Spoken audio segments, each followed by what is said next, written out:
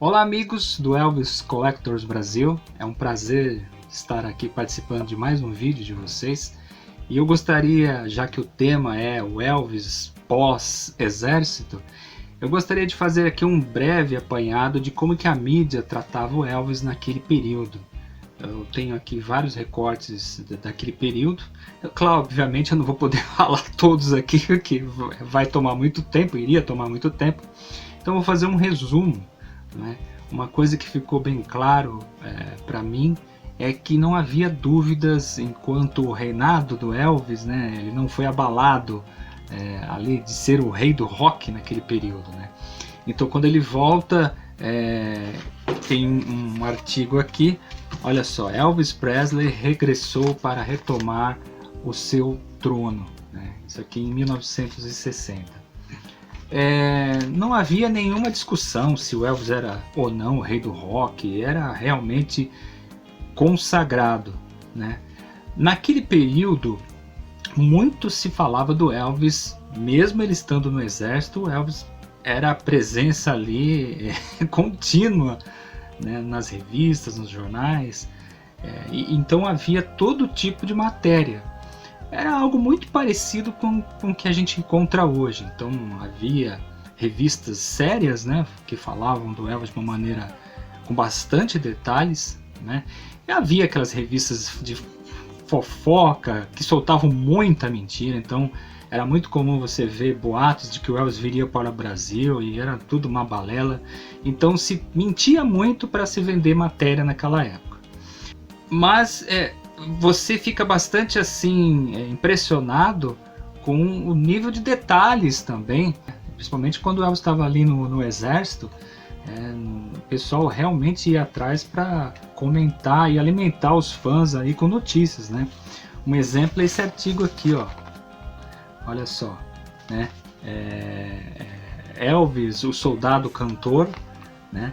Aqui eles contam como que o Elvis estava se comportando lá no exército, quando ele mudou lá para Villa Grunewald, aquele hotel lá em Bad Nauheim, que aliás até o Sérgio já foi lá na Alemanha conhecer, né, que foi realmente uma viagem muito bacana. E ali você vê nesses artigos que realmente as pessoas iam atrás e quando queriam, né, e faziam um bom trabalho. Esse material que eu vou estar mostrando para vocês foi uma doação que eu ganhei do Grupo Pelvis, lá do Rio de Janeiro, do extinto Grupo Pelvis. E aí eu encontrei um artigo muito interessante, que era de uma coluna do O Globo, que era a coluna Cartas de Hollywood, né? Então essa coluna aqui, esse artigo ele foi escrito pelo Luiz Serrano.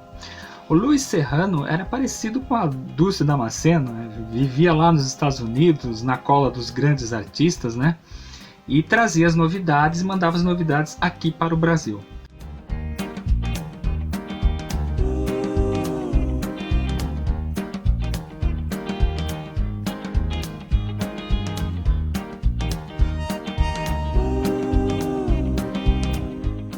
Interessante que nesse artigo ele comenta que ele foi no set de Flaming Star em 1960, né?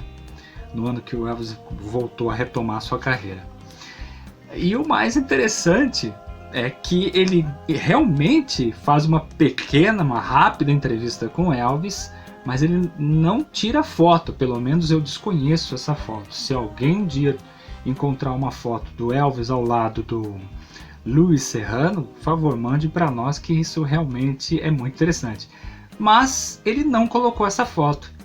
Provavelmente ele não quis tirar a foto, e eu vou explicar o porquê. Um pouco antes de ele encontrar o Elvis no set de Flaming Star, ele havia criticado o rock and roll e criticado o Elvis. E ele recebeu muitas críticas por achar que o Elvis não era um grande cantor, né? E ele até escreve um artigo falando das críticas que ele recebeu na época e tal. Então, pressuponho que se ele tirasse a foto e depois colocasse, então as pessoas iam meio que, e agora, né? Você falou mal, agora você está do lado do cara. Mas ele realmente esteve nas gravações do Flaming Star, e ele narra, quando ele foi lá, ele narra como que foi um ensaio antes de fazer a gravação da cena, durante a canção Canyon High Starship Color.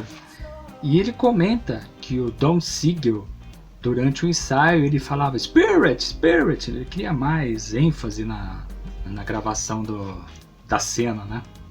E então, depois eles gravam a cena, e é exatamente como ele comenta no artigo. Pelo menos ele consegue encontrar com Elvis, e ele pergunta, e aí, como é que ele estava achando a produção, o que ele estava achando do filme. O Elvis comenta que o Don Siegel, ele era um cara que realmente exigia muito do elenco. Ali ele faz esse comentário com muito respeito, é claro. E ele diz que Flaming Star era mais ou menos uma história nada muito diferente do que ele já vinha fazendo.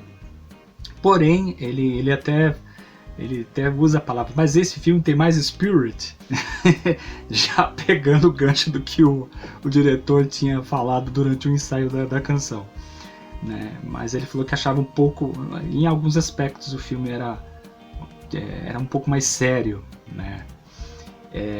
Mas aí ele realmente, o Louis Serrano não tinha muito tempo para falar, né, com o Elvis. Mas ele cita um detalhe do comportamento do Elvis. Ele diz que sentiu o Elvis mais solto, não procurando muitas palavras, menos inseguro. Naquele período também, toda vez que o Elvis lançava um filme novo, a mídia realmente fazia cobertura, né? Tem esse exemplo aqui, olha, filme novo, né? Então eles estão falando aqui do GI Blues, né? O artigo até diz aqui, se você quer saber o que o Elvis fez na Alemanha, o GI Blues, Saudades de um Pracinha, vai mostrar o que é. Tirando as cenas românticas e a cena do fantoche, o resto seria verdade. Mas é claro que não, né? É uma ficção, né? O que tem ali de comum que o Elvis realmente passou foi o fato dele ter servido o exército na Alemanha, né? Só isso, o resto realmente é uma ficção. Então é isso, meus amigos. A mídia naquela época ficava realmente em cima do Elvis. O fato do Elvis ter servido o exército, realmente isso não mudou em nada a carreira dele aqui no Brasil. Ele era o foco, e quando voltou a coisa só aumentou. Pelo menos essa é a percepção que eu tive. Então realmente foi feito um bom trabalho de divulgação enquanto o Elvis esteve ali no exército, que manteve ali a chama acesa, digamos assim. Meus amigos, obrigado Sérgio, e pela oportunidade de estar participando novamente desse canal do Elvis Collectors, que é um canal que eu acompanho e acho muito legal. Valeu pessoal, e até a próxima.